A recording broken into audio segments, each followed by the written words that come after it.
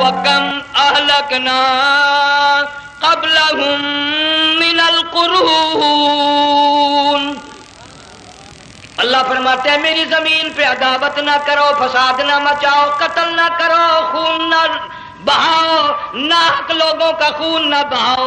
اللہ پاک کی زمین ہر روز صبح کو عرض کرتی الہی لوگ مجھ پہ زنا کر کے چلتے ہیں، بدماشی کر کے چلتے ہیں، اجازت دے میں لقمہ بنا کر نگل جاؤں۔ مجھے اپنے اوپر ان کا چلنا پسند نہیں، مجھے اچھا نہیں لگتا۔ ہر روز آواز لگاتی ہے ظالمو، بدکارو، بدماشو، میرے اوپر دندناتے پھرتے ہو، ایک نہ ایک دن میرے اندر آؤ گے، تمہیں پتہ چل جائے گا کہ میں تم کو کتنا دشمن رکھتی تھی۔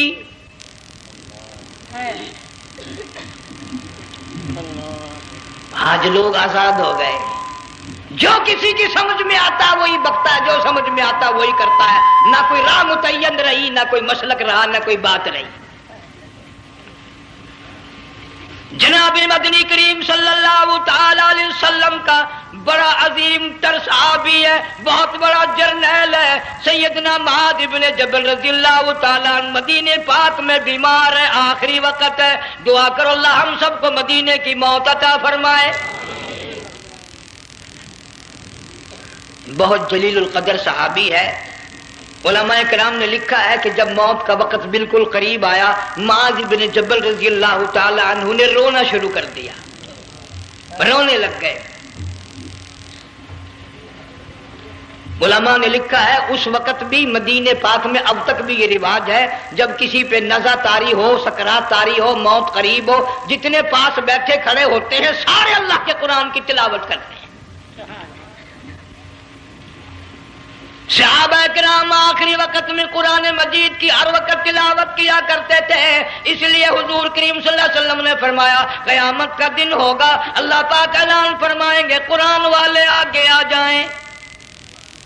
عرض کیا جائے گا قرآن والوں سے کون مراد ہے؟ حق تعالیٰ جل شانہ فرمائیں گے میں قرآن والا اس کو کہتا ہوں جو میرے قرآن سے عشق رکھتا تھا، پیار کرتا تھا، محبت کرتا تھا، اتنا پیار تھا آخری وقت تھا، ادھر موت کا جھٹکا لگا، ادھر میرا بندہ قرآن پڑھ رہا تھا، آج بھی اپنی قبر سے اٹھا، میرا قرآن پڑھتا ہوا اٹھا، تم میدان حشر کا چکر لگاؤ، آج بھی ان کے منہ سے کستوری کی خوشبو آ رہی ہے۔ معاذ بن جبل رضی اللہ تعالیٰ عنہ قرآن مجید کی تلاوت فرماتے فرماتے رونے لگ گئے۔ کسی صحابی نے کہہ دیا موت سے ڈر کے رو رہے ہو، موت سے ڈر گئے؟ فرمایا نہیں۔ پھر کیوں روئے؟ صحابی کہتا ہے میرے دل کی تمنا میرے دل میں رہی، میری آرزو پوری نہ ہو سکی، میری حسرت پوری نہ ہوئی، میرا ذوق پورا نہ ہوا، میرا شوق پورا نہ ہوا، میری تمنا تھی گرمی کا موسم ہو، رمضان کا مہینہ ہو، میں روزہ دار ہوں، جہاد فی سبیل اللہ ہو، کفر اسلام کا مقابلہ ہو، میں کئی کافروں کو قتل کر دیتا، پھر کافر بھی اکٹھے ہو کر مجھ پہ ٹوٹ پڑتے، میرا ناک کاٹ لیتے، میری زبان کاٹ لیتے، میں اللہ کی حضور میں جاتا، اللہ مجھ سے پوچھتا معاذ دنیا سے کیا لایا؟ میں عرض کرتا الہی بولوں کیسے، زبان بھی تیری نام پہ کٹا کے آیا ہوں، اور روزہ رکھ کر آیا ہوں، نیت یہ ہے کہ تیرے محبوب کے حوض کوثر کے پانی سے روزہ افطار کروں گا۔ ان اللہ والوں کی یہ موت تھی۔ مالک بن دینار رحمت اللہ علیہ ایک عجیب نوجوان کا واقعہ تحریر فرماتے ہیں، گرمی تھی، دوپہر تھی، سورج اپنی شباب پہ تھا، بڑی سخت گرمی تھی، میں نے ایک نوجوان کو دیکھا، وہ پیروں سے معذور ہے، دونوں پیر نہیں ہیں، ہاتھوں کے بل زمین پہ گھسٹ گھسٹ کے چل رہا ہے، اور گلے میں کرتا بھی نہیں، سامان کوئی نہیں، سواری کوئی نہیں، کھانے پینے کا انتظام کوئی نہیں۔ مالک بن دینار رحمت اللہ علیہ فرماتے ہیں میں نے اس نوجوان سے پوچھا کہ تو کہاں سے چلا اس حالت میں؟ کہنے لگا میں بلخ بخارے سے چلا ہوں۔ تجھے یوں ہی ہاتھوں کے بل گھسٹتے چلتے کتنا عرصہ گزر گیا؟ نوجوان کہنے لگا اللہ والے 7 برس ختم ہو کر ہاتھواں لگ چکا ہے، اس حالت میں کہ جی ہاں اسی حالت میں، تیرا کھانا کھانا پینا. جوان کہنے لگا والذی ہوا یطعمنی ویسقین وَإِذَا مَرِضْتُ فَهُوَ يَشْفِينِ. اللہ ہی کھلاتا ہے, وہی پلاتا ہے, بیمار ہو جاتا ہوں وہی تندرستی عطا کرتا ہے. اور نوجوان دوپہر بڑی سخت ہے, گرمی بڑی سخت ہے, میرے یہاں دوپہر کو آرام کر لے, قیام کر لے, کچھ دیر ٹھہر جا, آج میرے یہاں قیام کر لے. نوجوان رونے لگا اور کہنے لگا مالک بن دینار, یہ 2-4 منٹ جو تیری ساتھ باتوں میں میرے خرچ ہو گئے, مجھے ان کا ہی بڑا دکھ ہے. میں اور اپنی اس معذوری میں ہاتھوں کے بل 2-4 گز گھسٹ کر اور اپنے رب کے قریب ہو جاتا. یہ جو تیری ساتھ بات کرنے میں تھوڑا سا وقت خرچ ہو گیا, مجھے اس کا ہی بڑا دکھ ہے. ارے تو تھک گیا ہوگا. جوان کہتا ہے تیرے دیوانے مگر چلنے سے رک سکتے نہیں, تیرے دیوانے مگر چلنے سے رک سکتے نہیں, پاؤں تھک جاتے ہیں دل ان کے کبھی تھکتے نہیں. میرے سامنے تھکنے کا نام نہ لو, میرے دل میں عشق کی آگ جلی ہوئی ہے, سوز و گداز کا سمندر طوفان برپا کر رہا ہے. میں نہیں تھکنا جانتا, میرے یہاں نیند کا سوال نہیں, آرام کا سوال نہیں, میں تو گھسٹ گھسٹ کر رب کے دربار میں حاضر ہوا چاہتا ہوں. پوچھا کہ جا کہاں رہے ہو؟ کہنے لگا بیت اللہ کی زیارت کے لیے چلا, روز رسول اللہ صلی اللہ علیہ وسلم کی زیارت کے لیے چلا. کھانا پینا کچھ نہیں کہ نہیں, بس کہ منتظر ہوں اس گھڑی کا کہ کب وہ وقت آئے اور کب میں جا کر یوں کہوں کہ اے مدینے کی مہاجر سبز گنبد کے مکی, اے مدینے کے مہاجر سبز گنبد کی مکی, عرش ہے تیرے قدم کے فیض سے یہ سرزمین. کب وہ وقت آئے, کب میں مدینے کی گلیوں کو دیکھوں, کب آب و ہوا کو دیکھوں, کب مدینے کی بہاروں کو دیکھوں, کب گنبد خضرا پہ میری نگاہ پڑے, میرے دل کی تسلی ہو جائے. عاشق لوگ یوں ہی کیا کرتے ہیں. دیہات کی ایک عورت آئی رسول اکرم صلی اللہ علیہ وسلم کی وفات شریف کے بعد اور آ کے کہنے لگی بہن عائشہ رضی اللہ تعالیٰ عنہا, میں نے سنا ہے سرکار کی وفات شریف ہو گئی, کیا کہاں دفن کیا کہ اس حجرے میں؟ کہنے لگی مجھے دروازہ کھول کر قبر کی زیارت تو کرا دے. عورت ساتھ دیہات کی رہنے والی چوکھٹ پہ کھڑی ہو کے کہنے لگی آقا جب بھی آتی تھی زبان تیری ہوتی تھی, قرآن خدا کا سنتی تھی, مسائل پوچھتی تھی, زیارت کرتی تھی, اب یہ زندگی اچھی نہیں لگتی, میں تیرے قدموں میں مرنا چاہتی ہوں. علماء نے لکھا ہے ایک چیخ ماری, چوکھٹ پہ گر کر جان دے دی. سبحان اللہ. مالک بن دینار رحمت اللہ علیہ فرماتے میں بھی اس سال حج کے لیے گیا, مینا میں میں نے دیکھا کہ بڑا مجمع لگا ہوا ہے ایک جگہ, تو میں بھی گیا کہ یہ لوگ کیوں اکٹھے ہیں. میں نے لوگوں میں سے جھانک کر دیکھا تو وہی نوجوان بیٹھا ہے جس کو میں نے دوپہر کے وقت دیکھا تھا. وہی حالت ہے, گلے میں کرتا نہیں, گٹھڑی نہیں, تھیلا نہیں, سامان نہیں, اور رو رو کے یوں کہتا مولا آج کسی نے دمبے کی قربانی دی, کسی نے بکری کی قربانی دی, کسی نے اونٹ کی قربانی دی, کسی نے گائے کی قربانی دی. میں فقیر ہوں, میں مسکین ہوں, میں بالکل مفلس اور نادار ہوں, میرے پاس تو یہ میری جان ہے, میں اس کی قربانی دیا چاہتا ہوں, قبول فرما. ہزاروں لاکھوں لوگوں کے سامنے ایک چیخ ماری اور مینا میں جان دے دی. اس حالت میں ان اللہ والوں کا آخری وقت آتا ہے. ایک ہم لوگ مرتے ہیں ایکسیڈنٹوں میں, سڑکوں پہ, ادھر موت کا جھٹکا لگ رہا, ادھر منہ میں کنجری کا گانا. ارشاد فرمایا مدنی کریم صلی اللہ تعالی علیہ وسلم نے سیاتی علی الناس زمان, اور لوگوں میری امت میں ایک وقت ایسا آئے گا لوگ اتنے برباد ہو جائیں گے, صبح کو آدمی مومن مسلمان ہوگا, شام کو موت آئی تو جنازہ کافر کا اٹھ رہا ہوگا. گھروں میں محلوں میں آج موت آتی ہے, کنجری کا گانا منہ میں ہوتا ہے. ادھر دم نکل رہا ہے، ادھر کنجری کا گانا کانوں میں آواز آ رہی ہے، میت کو غسل دیا جا رہا ہے، کنجری کی آواز آ رہی ہے، جنازہ اٹھا کر لے جا رہے ہیں، کنجری کی آواز آ رہی ہے، قبر میں میت اتاری جا رہی ہے، کنجری کی آواز آ رہی ہے، قبر پہ مٹی ڈالی جا رہی ہے، کنجری کی آواز آ رہی ہے۔ اس ماحول میں، اس معاشرے میں ہم کس طرح ایمان اور یقین اور ایمان ساتھ لے کر مریں گے؟ ہزاروں نہیں، لاکھوں کو مرتے وقت کلمہ نصیب نہیں۔ قسم دے کر پوچھو، ماں مر رہی ہے، کلمہ منہ سے نہ نکلا، باپ مر گیا، منہ سے کلمہ نہیں نکلا، بیگم صاحبہ چل بسی، منہ سے کلمہ نہیں نکلا۔ ہزاروں چلے گئے اور اپنے جانے کا پھر بھی یقین نہ آیا۔ تم نے کبھی سوچا تک نہیں، خیال تک نہیں کیا؟ ارشاد فرمایا مدنی کریم صلی اللہ تعالی علیہ وسلم نے لوگوں ابو ہریرہ رضی اللہ تعالیٰ عنہ سے پوچھا تو کیوں رویا؟ عرض کرنے لگا میرے آقا اتنی کمزوری کبھی نہ دیکھی، اتنی ضعیفی کبھی نہ دیکھی، اتنی ناتوانی کبھی نہیں دیکھی، چہرہ انور بالکل کمزور ہو گیا۔ آپ نے ٹھنڈا سانس لے کر فرمایا ابو ہریرہ تجھے معلوم نہیں موت بالکل قریب آ گئی، بالکل قریب آ گئی موت۔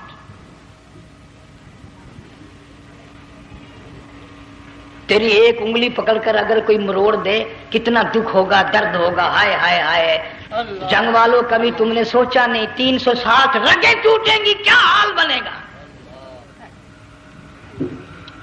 اعضاء چھوٹیں گے، سر کے بالوں سے لے کر پیروں کے ناخنوں تک ہر جوڑ کو توڑ کے رکھ دیا جائے گا، وزیروں، سفیروں، امیروں، حسینوں، جمیلوں، تمام کے جوڑوں کو اکھاڑ کے رکھ دیا جاتا ہے۔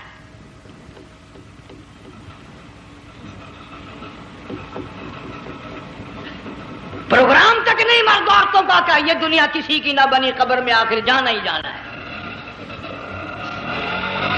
علماء کرام نے لکھا ہے کہ حضرت عیسیٰ علیہ السلام کے پاس لوگ آئے اور کہنے لگے نئی نئی قبروں سے مردے زندہ کر کے دکھاتے ہو، آؤ ہم ایک پرانی قبر پہ لے کے چلتے ہیں، مردہ زندہ کر کے دکھاؤ۔ عیسیٰ علیہ السلام تشریف لے گئے، فرمایا قم باذن اللہ، ایک نوجوان زندہ ہو کر قبر سے نکل کر سامنے آ کر کھڑا ہو گیا۔ عیسیٰ علیہ السلام نے پوچھا تو کون ہے؟ وہ کہنے لگا میرا نام سام ہے، میں حضرت نوح علیہ السلام کا بیٹا ہوں۔ تو پیغمبر کا دماغ تو پیغمبر کا ہوتا ہے نا۔ فرمایا تجھے تو بڑا عرصہ قبر میں گزر گیا، کتنے ہزار سال قبر میں گزر گئے؟ کہ جی ہاں۔ عیسیٰ علیہ السلام نے فرمایا یار ملاقات تو اللہ نے کرائی دی، قبر کا کچھ حال تو بتا کیا بنتی ہے، قبر کا کچھ ماحول بتا، قبر کی خبر بتا۔ علماء کرام نے لکھا وہ نوجوان رونے لگا اور کہنے لگا عیسیٰ علیہ السلام تو قبر کی خبر پوچھتا ہے، قبر کا حال پوچھتا ہے، قبر کا ماحول پوچھتا ہے، قبر کا معاملہ مجھ سے پوچھتے ہو، آپ مجھ سے پہلے یہ کیوں نہیں پوچھتے کہ موت کا جھٹکا کتنا شدید ہے؟ نوجوان رو کے کہنے لگا عیسیٰ علیہ السلام کتنے ہزار سال میری موت کو گزر گئے، پر مالک کائنات کی قسم آج تک میرا منہ کڑوا ہے۔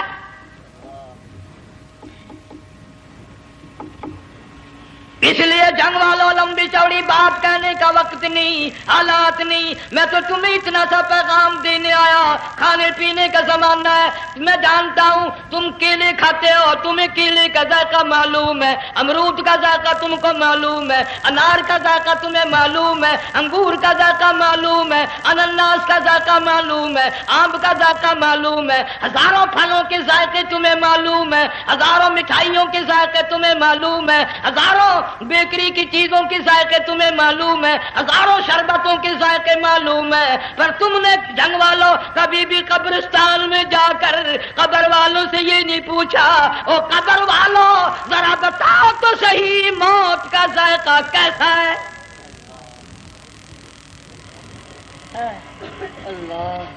تم نے چکھا نہیں، جنہوں نے چکھا وہ بتانے نہ آئے کیسا ذائقہ ہے۔ اس لیے قرآن کہتا کلا اذا بلغت التراقی وقیل من راق، وظن أنه الفراق والتفت الساق بالساق إلى ربك يومئذ المساق. بادشاہ ہو، امیر ہو، وزیر ہو، فقیر ہو، غریب ہو، رگیں ٹوٹیں گی، موت آئے گی، اور جس کی آئی تمہیں معلوم نہیں کس طرح آئی، کس حال میں آئی. جن کے دلوں میں ان باتوں کا خیال آیا، خدا کی قسم صحابہ کرام میں سے اتنے رویا کرتے تھے آنکھیں ختم ہو گئی. جناب فاروق اعظم رضی اللہ تعالیٰ عنہ کو کسی نے دیکھا رو رہے ہیں، بے تحاشا رو رہے ہیں. پوچھ لیا بڑا بہادر پہلوان فاروق تجھے کیا ہوا، اتنا کیوں رویا؟ فرمانے لگے تمہیں معلوم نہیں، قبر کا اندھیرا یاد آ گیا.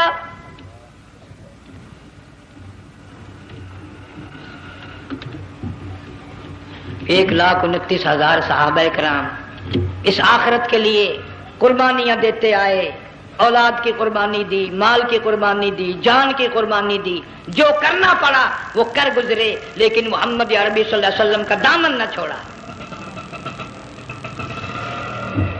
اسی لیے ہر سال اللہ پاک جل شانہ نے اس امت کو یہ موقع دیا کہ سنت خلیل پہ عمل کرتے کرتے قربانیوں کی یاد تازہ ہو جائے، قربانیوں کی یاد تازہ ہو جائے. قرآن کریم میں جا بجا ابراہیم علیہ السلام کا اللہ پاک نے ذکر خیر فرمایا، یوں فرمایا ہم نے ان کے بڑے امتحان کیے، بڑی آزمائش کی، وہ ساروں میں کامیاب ہوئے. تم ہر وقت اللہ سے یہ دعا کیا کرو اللہ ہمیں امتحان میں نہ ڈالے، آزمائش میں نہ ڈالے. ہم امتحان کے قابل نہیں. یہ ہمارے جو امتحان ہوتے ہیں ان میں نقل ماری جاتی ہے، تو اللہ امتحان لے گا تو نقل کیسے ماریں گے، کیسے کام چلے گا؟ جناب ابراہیم علیہ السلام کو اللہ پاک نے ہزاروں امتحان میں مبتلا کیا، ہزاروں آزمائشیں کی، فَأَتَمَّهُنْ سب میں کامیاب گیا، سب میں پاس نکلا. ایک آزمائش ایسی بھی آئی اللہ کی توحید کی وجہ سے، شرک کو مٹانے کی وجہ سے ابراہیم علیہ السلام کا سارا مصر فلسطین دشمن بن گیا. حضرت سارہ کو ساتھ لے کر چل دیے، ایک بیوی ساتھ ہے اکیلا دم میں. یہاں تو لوگ محلوں میں شہروں میں کہتے ہیں جی میں اکیلا ہی ہوں، میں کیا کروں. اگر خلیل کہتا کہ میں اکیلا ہوں تو آج قرآن میں اس کا ذکر خیر کیسے ہوتا؟ پرواہ نہ کی. وہ کہتا میرے لیے میرا اللہ کافی ہے. کون کہتا ہے میں اکیلا ہوں، میری ساتھ تو اللہ ہے. مصر سے گزرنے لگے، بادشاہ کے ملازموں نے بادشاہ کو جا کے بتایا بڑی خوبصورت عورت گزر رہی ہے تیرے حلقے سے، بہت بڑی خوبصورت عورت ہے. کہ ملازم پکڑ کے لے کے چلے تو عورت ساتھ حضرت سارہ رونے لگ گئی. خلیل میرا کیا بنے گا؟ پیغمبر کو اللہ کی ذات پر بڑا یقین ہوتا، فرمایا پرواہ نہ کر، میری آبرو میرے مولا کی آبرو ہے، چاہے جہاں چلی جا میری عزت کی حفاظت میرا اللہ کرے گا. فرمایا فاللہ خیر حافظا وہو ارحم الراحمین.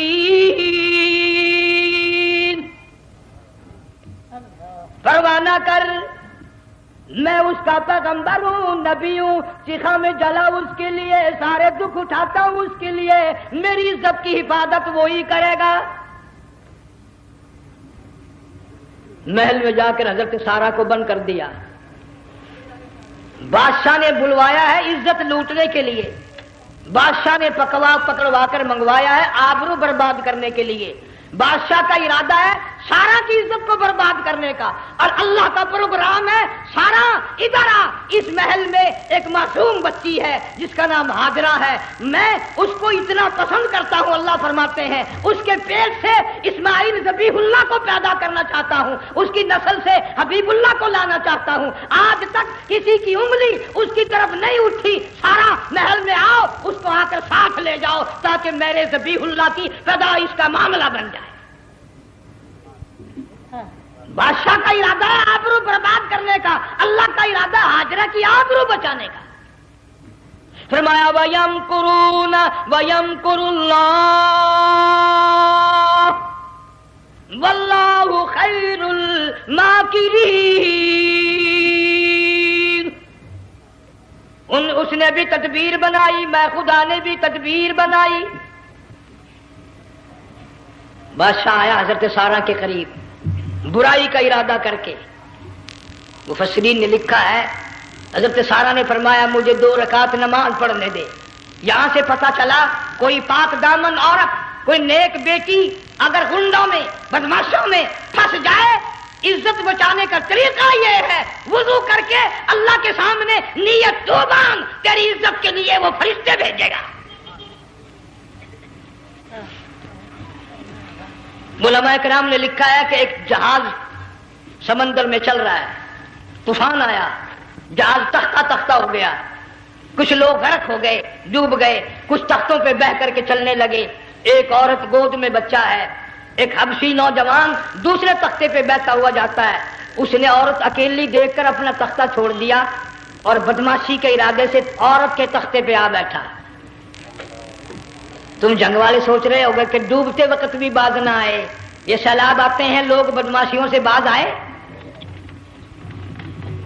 ڈوب گئے مگر باز نہ آئے، بغیرتی لوگ کرتے ہی رہے۔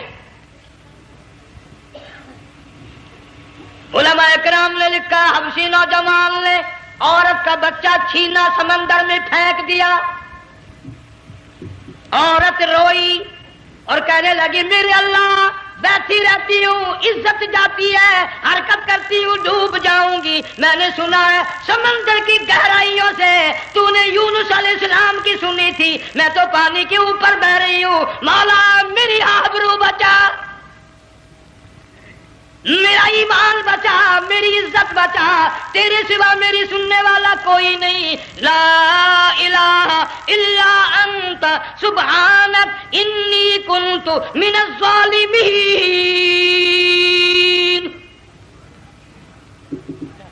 علماء نے لکھا ہے کہ ایک گردن سی نمودار ہوئی پانی میں سے اور حبشی نوجوان کو ایک ہی لقمہ بنا کر لے گئی۔ وہ تو ہر جگہ سنتا ہے، پکارنے والا بے بس بے کس ہو کر جب اس کو پکارتا ہے وہ ہر جگہ انداز پہنچاتا ہے، وہ ہے جو موجود ہر جگہ۔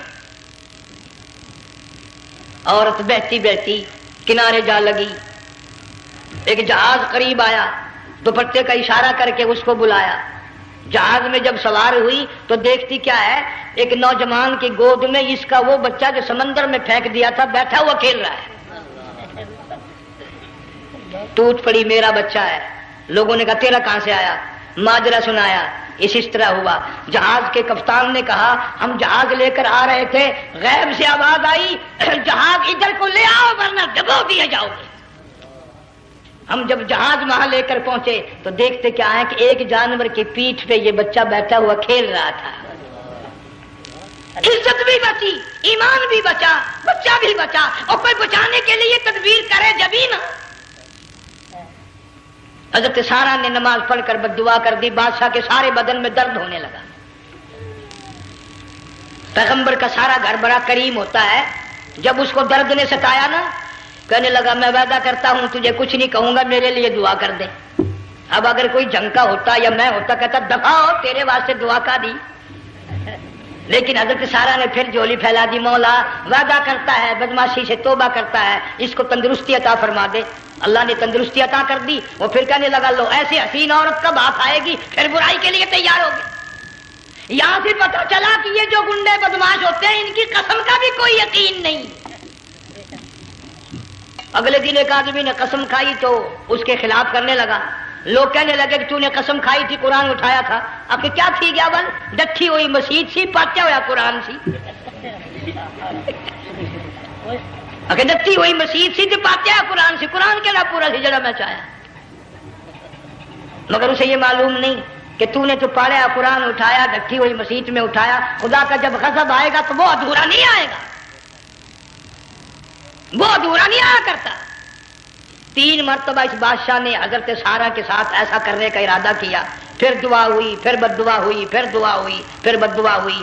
آخر کار کہنے لگا اپنے ملازموں کو کہ ہوئے بدماش ہو، عورت کے روپ میں کسی بلا کو پکڑ کے لائے ہو، کسی جن بھوت کو لے آئے ہو، اور کہنے لگا تو چلی میرے محل سے جلدی چلی جا، اور جاتی جاتی وہ کہا کہ یہ تیری خدمت کیا کرے گی، یہ بچی میرے محل میں ہے، اس کو ساتھ لے جا۔ حضرت سارہ کو، ہاجرہ کو ساتھ کر دیا۔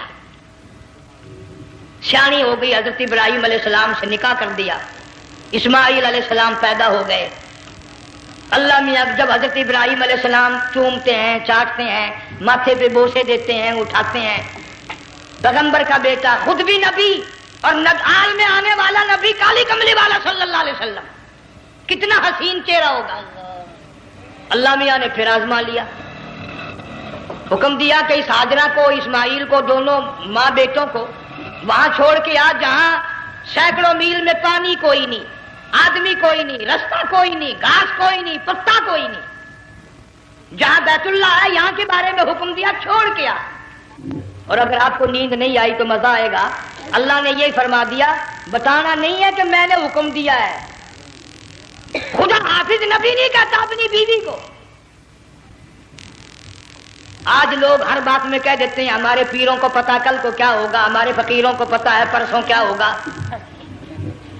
اور بڑی مدت کی بات ہے، یہی موسم تھا، چماسا گرمی تھی، انارکلی لاہور سے ہم کئی ساتھی گزر رہے تھے، فٹ پاتھ پہ بیٹھا ایک ملنگ، چاروں طرف لوگ کھڑے، بڑا مجمع، کافی دنوں کی تو بات ہو گئی، ہاتھوں کی لکیر دیکھ کر لوگوں کی تقدیر بتا رہا تھا۔ کسی کو کہتا تھا تجھے بڑی اونچی پوسٹ ملے گی، کسی کو کہتا تھا تیری شادی بڑی فرسٹ کلاس لیڈی سے ہوگی۔ وہ بابو تو کوڈا ہی ہو جاتا تھا، لیڈیوں پہ بڑے مرائے یہ لیڈے، کوئی کام نہیں، رات دن بس لیڈیوں کے پیچھے ہی پھرنا ہے۔ اللہ، میں نے اپنے ساتھیوں سے کہا، میں نے کہا میں بھی تقدیر پوچھتا ہوں اپنی۔ کہنے لگے شرارت ہو جائے گی، میں نے کہا ساری دنیا پر ہاتھ دکھا رہی ہے، کوئی شرارت نہیں، میرے ہاتھ میں شرارت ہے۔ 1 روپیہ لے رہا تھا وہ، میں بھی لوگوں میں گھساتا، بھیڑ میں سے اوپر نیچے ہی ہوتا میں بھی پہنچ گیا، اور دونوں گھٹنے میں نے زمین پہ رکھ دیا، روپیہ ہاتھ میں، میں نے اس کے لے کر کہا، میں کہا ملنگ جی اگر اب دیکھا میری شادی ہو جائے گی کہ نہیں۔ اب اس نے دیکھ کے میری طرف کہنے لگا، اس نے سوچا کہ یہاں اچھے بھلے کو نہیں ملتی پاکستان میں، اسے کون دے گا؟ اچھی طرح میرا ہاتھ دیکھا بھی نہیں، جھٹک کے کہنے لگا نہیں تیری شادی نہیں ہونی ہے۔ میں کیا کھوتے تیرے باپ کے 8 بچے کھیل رہے ہیں۔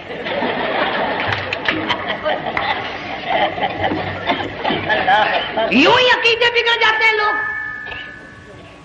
ہمارے پیر کو پتا، فقیر کو پتا، کسی کو پتا نہیں ہے، کوئی نہیں جانتا۔ فرمایا وما تدری نفس ماذا تکسب غدا،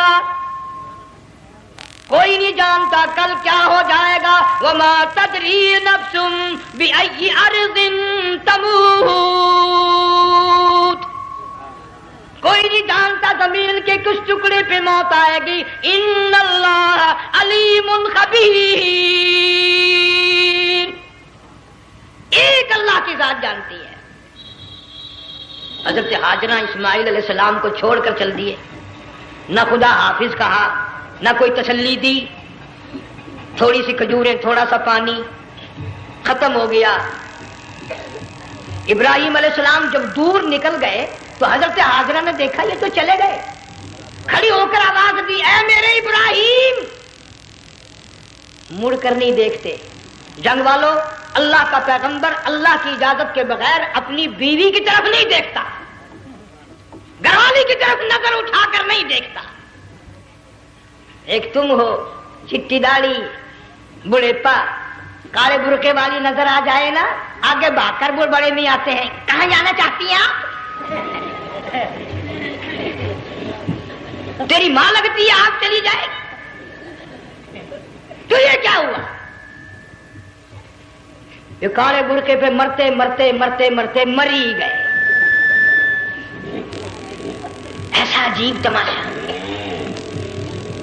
وہ لاہور پلیٹ فارم پر پھر رہی تھی نا ایک لیڈی برقع اوڑے، آ گیا ایک لیڈا، کہنے لگا سیب والا پلاؤ، نے کہا لے آئے، نے کہا واہ کام بن گیا، اس نے وہ نپ لے آیا۔ تھوڑی دیر کے بعد کہنے لگا میرے خیال میں پھینٹا بھی ہو جائے، نے کہا لے آئے، نے کہا سبحان اللہ پکا کام ہو گیا۔ وہ سیب بھی پی لی، پھینٹا بھی ڈکار گئی۔ تھوڑی سی دیر کے بعد کہنے لگا سیب لے آؤں، وہ لے ہی آیا سیب، کہ آپ کے لیے میں سیب لایا ہوں آپ کھائیں۔ کہنے لگی نہیں آپ کھائیں۔ اس نے سوچا ہو میری بھی محبت ہو گئی ہے، سیب کھانے کے لیے مجھے بھی کہہ رہی ہے۔ جب اس نے اصرار کیا نا کہ میں تو تیرے لیے لایا ہوں، کھا تو صحیح، کہنے لگی کیسے کھاؤں، میرے منہ میں دانت ہی نہیں ہے۔ اب پتا چلا اسے کہ صبح سے میں تو پرانے پپی کے پیچھے پھر رہا تھا۔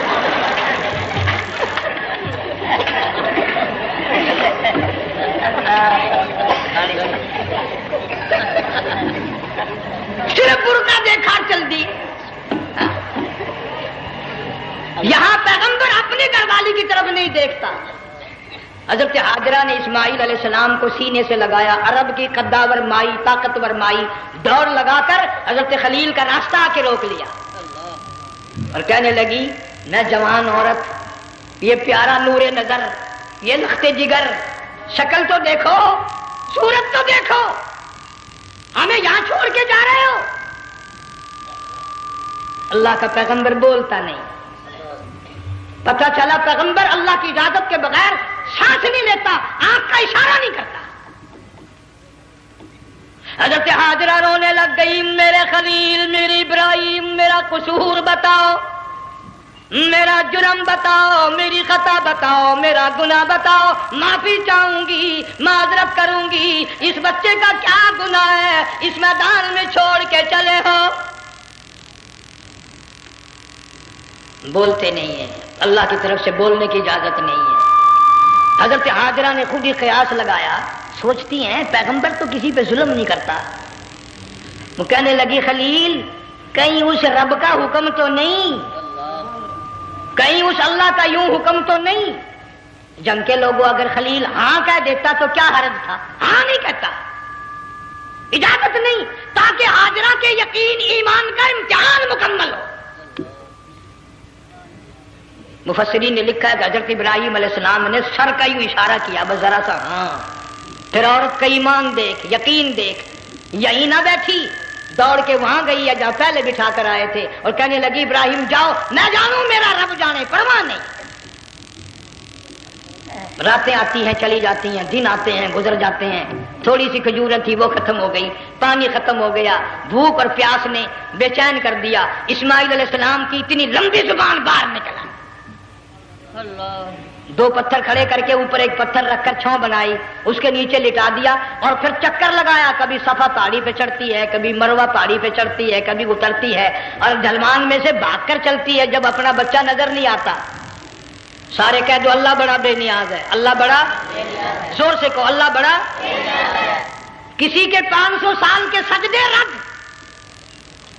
کسی کی ہزاروں سخاوت صدقات رد، کسی کی چال منظور، کسی کی رفتار منظور، کسی کی ٹور منظور، اور یوں فرمایا حاجرہ میری رحمت کی تلاش میں آج جو تو نے دوڑ لگائی ہے، یہ تیری چال ڈال رفتار ٹور ہمیں اتنی پسند آ گئی، اتنی پسند آ گئی کہ آج کے بعد خلیل اللہ کیوں نہ ہو، ذبیح اللہ کیوں نہ ہو، کلیم اللہ کیوں نہ ہو، روح اللہ کیوں نہ ہو، حبیب اللہ کیوں نہ ہو، صحابہ کرام کیوں نہ ہو، قطب ابدال غوث کیوں نہ ہو، میری حاجرہ مجھے اپنی کبریائی کی قسم جب تک وہ تیری چال چل کے نہ دکھائے گی حاجی کا لانے کا حقدار نہیں ہو سکتا، تیری رفتار اسے چلنی پڑے گی۔ فرمایا ان الصفا والمروۃ من شعائر اللہ فمن حج البیت او اعتمر فلا جناح علیہ ان یطوف بہما ومن تطوع خیرا فإن اللہ شاکر علیم۔ ساتویں چکر میں آواز سی آئی، اب رو پڑی حضرت حاجرہ، کہنے لگی میرا بچہ اگر چل بسا میں پھر کیا کروں گی؟ سن لی میں نے آواز۔ آپ کی کیا دیکھتی ہے؟ اسماعیل علیہ السلام کی نرم و نازک ایڑیاں جس زمین پہ رگڑی گئی تھی وہاں سے چشمہ جاری کر دیا۔ حضرت حاجرہ نے پی لیا، بھوک بھی ختم ہو گئی، پیاس بھی ختم ہو گئی، بچے کو بھی پلایا۔ اللہ تعالیٰ نے خانہ کعبہ کی بنیاد ڈال دی، ایسے گھر کی بنیاد ڈالی۔ حضور صلی اللہ علیہ وسلم فرماتے ہیں 500 سال کی عبادت ایک طرف اور بیت اللہ پہ ایک نگاہ یوں ڈالنا ایک طرف، 500 سال کی عبادت کا وہ ثواب نہیں جو ایک نظر خانہ کعبہ پہ ڈالنے کا ثواب ہے۔ اور اللہ پاک یوں فرماتے ہیں کہ جو آنے والا حجر اسود کو بوسہ دیتا ہے اللہ پاک یوں فرماتے ہیں میں سمجھتا ہوں میرا سجا ہاتھ پکڑ کر میرے بندے نے چوم لیا. جو غلاف کعبہ کو پکڑ کر مانگتا ہے اللہ فرماتے ہیں میں یہ سمجھتا ہوں میرا دامن پکڑ کے مانگ لیا. جو مقام ملتزم پہ لپٹ کے مانگتا ہے اللہ فرماتے ہیں میں سمجھتا ہوں میری چوکھٹ پہ پڑھ کے مانگ لیا. اور فرمایا لوگوں یہ جو آنے والے آئے ہیں یہ رشتہ داروں کے مہمان نہیں, عزیزوں کے مہمان نہیں, دوستوں کے مہمان نہیں, میں خدا میزبان ہوں, یہ میرے مہمان ہیں. آج ان کی دعاؤں پہ آمین کہو. فرشتوں کو حکم ہوتا ہے ان سے مصافحہ کرو.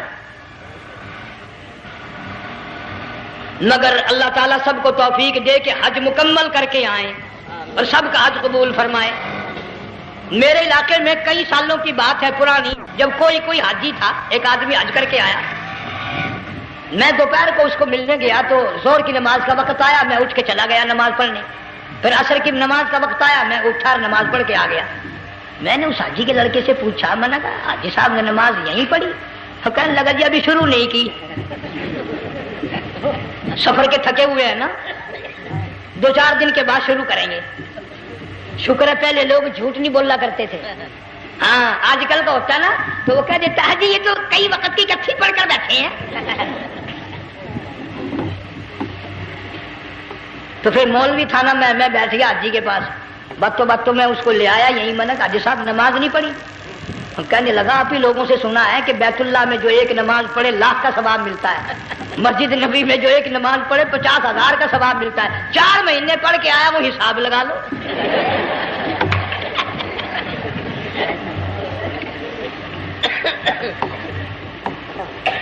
مسائل سیکھتے نہیں, ارکان اور آداب بیت اللہ کے سیکھتے نہیں. ڈی سی کے دفتر میں اگر جانا ہو کئیوں سے پوچھے کیسا جاؤں, کس طرح درخواست دوں, کیسے کہوں, کیسے کھڑا ہوں, کیسے بیٹھوں, کیا عرض کروں. اور اللہ کے دربار میں ہم جاتے ہیں اور سیکھ کرنے جاتے ہیں. یہ خوف نہیں کہ اگر بے ادبی ہوگی تو مارا جاؤں گا. اللہ تبارک و تعالیٰ جل شانہ نے اسماعیل علیہ السلام کی نرم و نازک ایڑیوں سے بنیاد ڈال کر خانہ کعبہ کی, اللہ نے ہمیں یہ کعبہ دیا, گناہوں کی معافی مانگنے کے لیے وہاں جاؤ, اللہ تبارک و تعالیٰ کے دربار میں حاضر ہو کر مانگنے کے لیے یہاں جاؤ. ارشاد فرمایا مدنی کریم صلی اللہ تعالی علیہ وسلم نے جو آدمی صحیح ارکان حج کے ادا کر کے واپس جاتا ہے اس طرح واپس آتا ہے گویا آدھی ماں کے پیٹ سے پیدا ہوا. پہلے لوگ یوں ہی حج کیا کرتے تھے, یوں ہی قربانیاں کرتے تھے. اب تو ہر چیز کی لوگ آسانی تلاش کرتے ہیں. پچھلے بقرعید کے موقع پر ہمارے مسجد میں ایک آدمی مجھے کہنے لگا اگر کوئی غریب آدمی مرغی کی قربانی دے دے تو لگ جائے گی؟ میں نے کہا تو مکھی مار دے انشاءاللہ وہی لگ جائے گی. سارے کام ٹیڑھی ہو گئے, نیچے نیچے نیچے نیچے وہ چلے آ رہے. آج کل وہ ٹیڑھی بکرے بکری آئے ہوئے ہیں نا, کہیں تو قربانی کے لیے یا کندھے کو اٹھا کر لاوے. اب بتاؤ یہ گوشت بانٹے گا یا کھاوے گا یا فریج میں رکھے گا, کیا کرے گا؟ بالکل کام بگڑ گیا. حضور صلی اللہ علیہ وسلم نے فرمایا قربانی کا جانور اچھا تلاش کر کے لاؤ, اس کے بدن پہ جتنے بال ہوتے ہیں اتنی نیکیاں لکھی جاتی ہیں. اور میرا موضوع نہیں, حضور صلی اللہ علیہ وسلم نے فرمایا کہ میں نے اللہ سے دعا کی تھی میری امت کا کیا بنے گا. پل صراط پہ سے گزرتے وقت اللہ تعالیٰ نے میری دعا کو قبول فرما کر یوں فرما دیا کہ تیری امت جو قربانی میں جانور ذبح کرے گی میں خدا پل صراط کے کنارے پر زندہ کر کے ان سب جانوروں کو سواریاں بنا کر پیش کر دوں گا.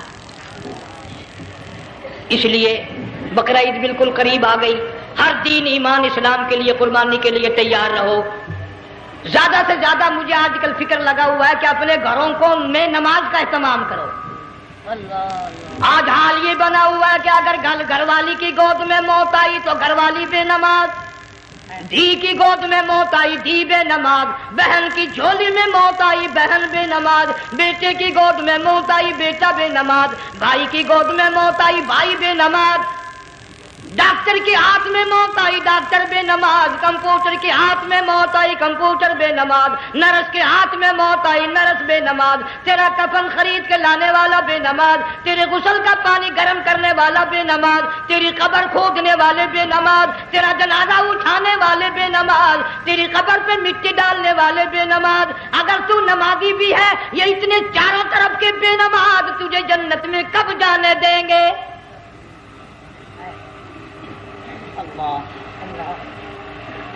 इस बच्ची का फिक्र क्यों नहीं करता?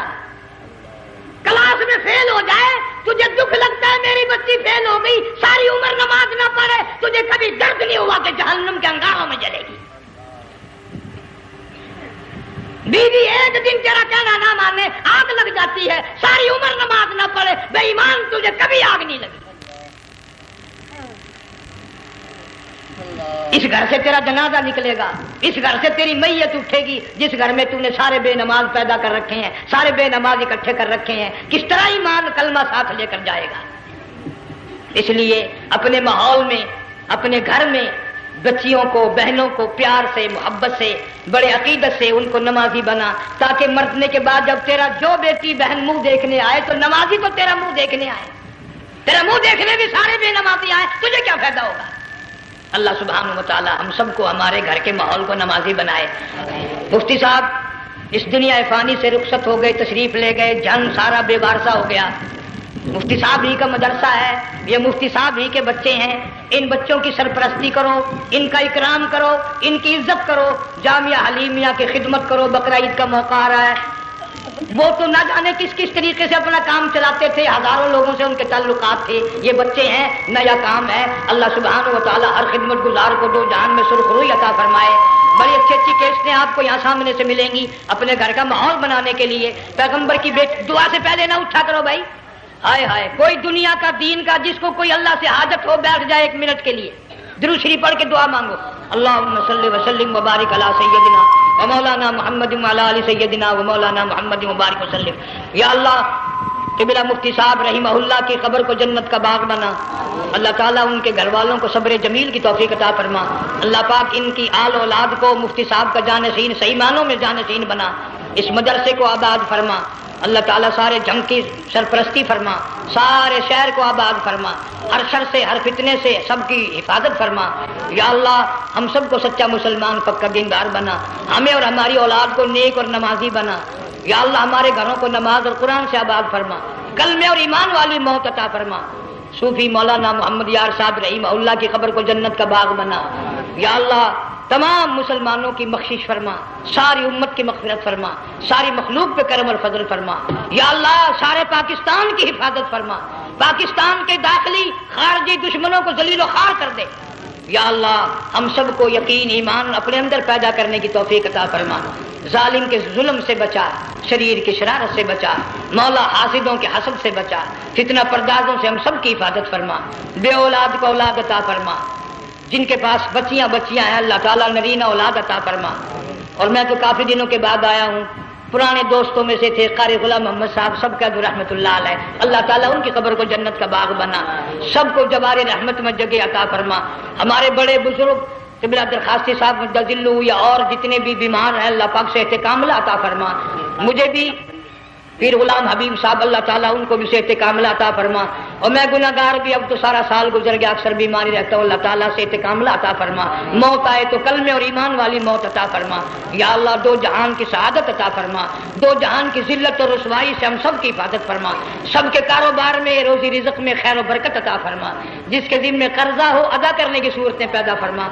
हर परेशान हाल की परेशानी को दूर फरमा, मुश्किलों को आसान फरमा, तलखियों को राहतों से तब्दील फरमा। या अल्लाह, मुफ्ती साहब के बच्चों को सही मानों में मुफ्ती साहब का जानशीन बना, जामिया हलीमिया को क़यामत तक के लिए कुरान सुन्नत का मरकज बना। रब्बना तक़ब्बल मिन्ना इन्नका अंतस समीउल। अफगानिस्तान के मुजाहिदीन को हमेशा हमेशा के लिए कामयाब फरमा।